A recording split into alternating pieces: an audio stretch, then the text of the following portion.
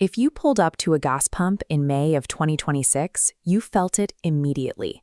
The national average hit $4.55 a gallon, with some states seeing prices blow past the $6 mark. To understand why your commute suddenly got so expensive, we have to look upstream.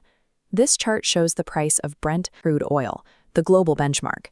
In a matter of weeks, you can see it spike from baseline levels to an intense peak of $126 per barrel.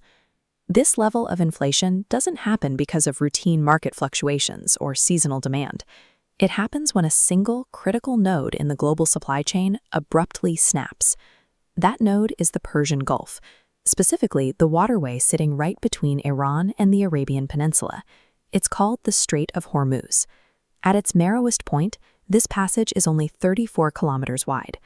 Despite that tiny bottleneck, an enormous volume of the entire planet's natural resources is forced through it every single day. We're talking about 20% of all seaborne oil, along with massive shipments of LNG and base chemicals for agricultural fertilizer. Then came February 2026.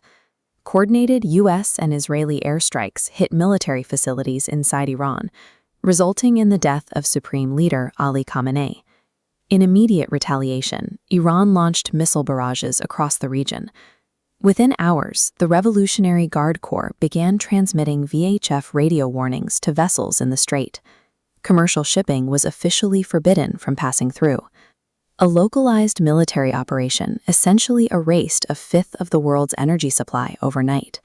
It exposed a hard truth about globalized trade.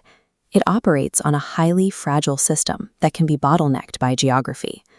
To actually enforce this blockade against massive global shipping vessels, Iran deployed a multi-pronged strategy.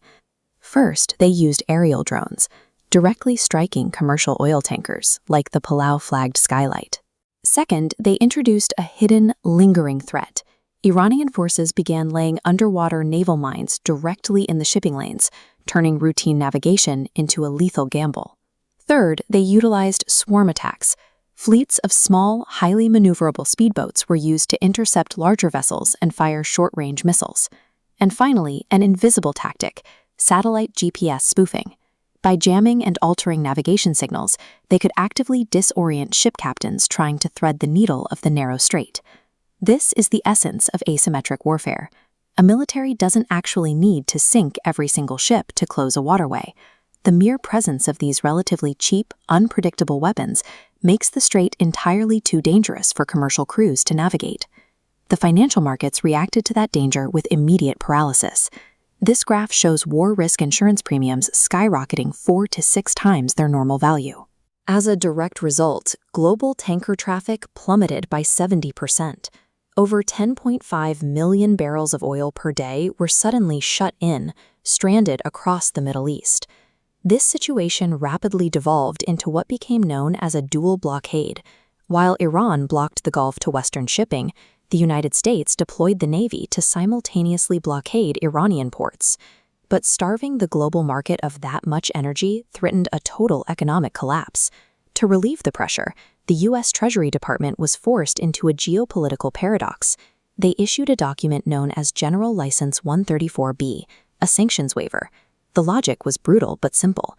The world was so desperate for crude oil that the United States had to temporarily unsanction the Russian shadow fleet, allowing Russian oil to flow into the market just to offset the massive losses from the Persian Gulf.